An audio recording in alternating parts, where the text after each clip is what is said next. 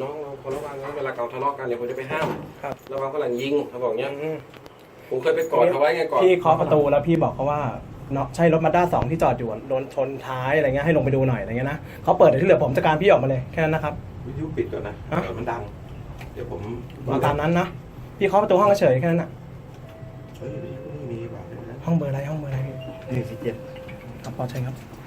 มีปืนด้วย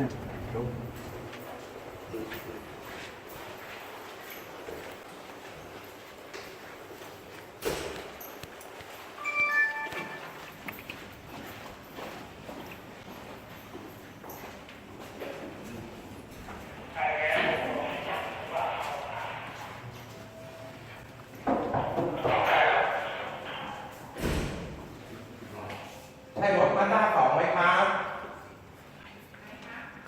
รถมาด้า2ใช่ของมาด้า2ไหมโดนชนท้ายนิดนึงมาโดนชนท้ายนิดนึงนะครับโดนชนท้ายครับโดนเฉียวนิดนึงครับ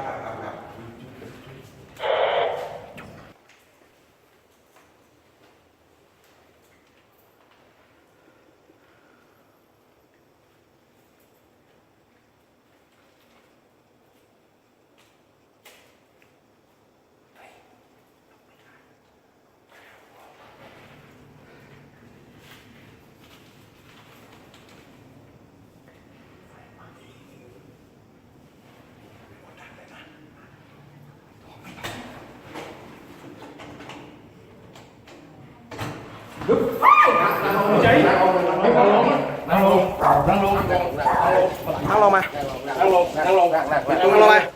นั่งลงไปนั่งเลยนะไปตรงนู้นตรงโต๊ะนู้นไปนั่งโต๊ะนู้นไอ้รวมโต๊ะนู้นให้หมดไปรวมโต๊ะนู้นให้หมดนั่งนี้ก่อนนั่งนี้เดี๋ยวรอเคลียร์มีคนอยู่คนเนี่ยเราอยู่คนพี่ปิดหน่อยเดี๋ยวคนหน้าปิดประตูไอ้โน้ต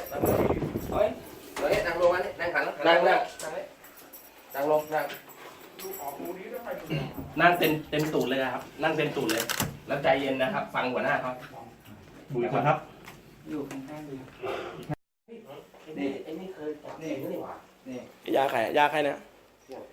ใครครับของใครของหนูนะของหนูของเคนะของหนูนะเคเหยียบบัญชีหน่อยดิให้ช่างเขาบันทึกทีเดียวมาหมดเลย3คนนะครับอยู่ด้วยกันมาก่อนมาเอางี้ใครบอกก่อนโชคดีไหมโทรศัพท์วางนี้นะครับเคยาที่เหลืออยู่ไหนครับมีแค่นี้พี่งั้นผมไม่ช่วยนะหนูพูดจริงพี่มีแค่นี้จริงเลยมีอีกมีแค่นี้ค่ะไม่เชื่อดูได้ตอนแรกหนูเอามาปุ๊บแล้วหนูก็นั่งดูกันอยู่กันกี่คนมีอีกไหม4 คนไม่มีแล้วค่ะไม่เคยโดนจับตีนทำได้โทรศัพท์อยู่ไหนนี่ห้องใครมีเงินมีทองอะไรในห้องไหมมีทรัพย์สินเงินทองมีทรัพย์สินไหมยืนยันนะเดี๋ยวผมจะค้นนะไม่มีแน่นะ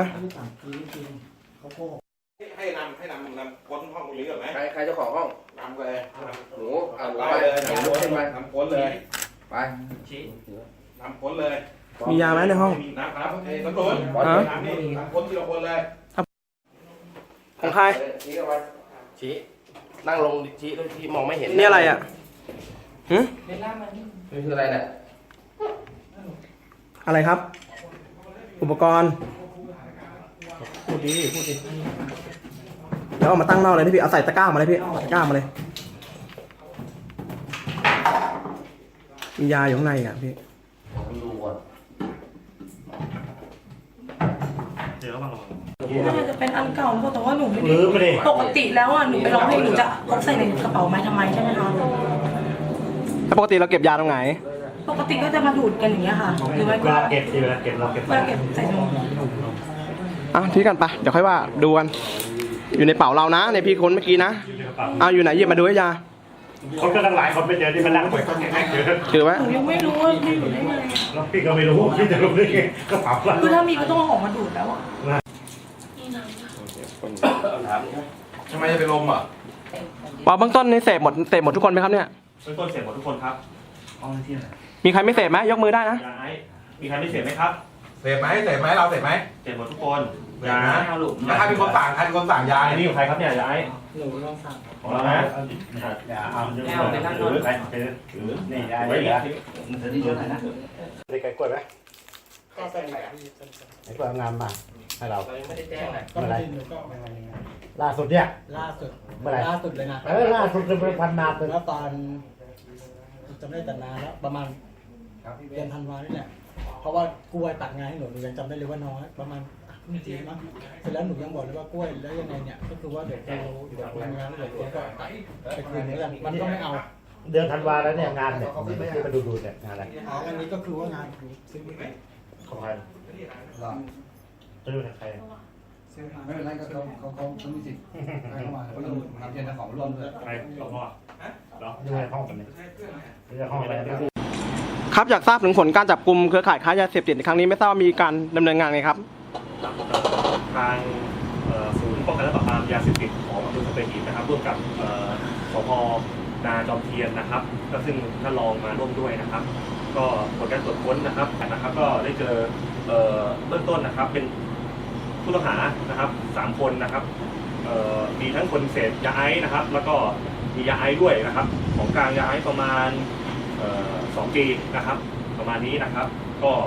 เจอผู้ต้องหาทั้งหมด3 คนนะครับเสพทั้งหมดนะครับแล้วก็เจอสิ่งเทียมอาวุธปืนนะครับเป็นปืนบีบีกันกระบอกนะครับในห้องนะครับจากการตรวจค้นทั้งห้องนอนทั้งห้องน้ำอะไรแล้วก็ไม่พบสิ่งผิดกฎหมายเพิ่มเติมนะครับเจอยาเสพติดกับปืนนะครับ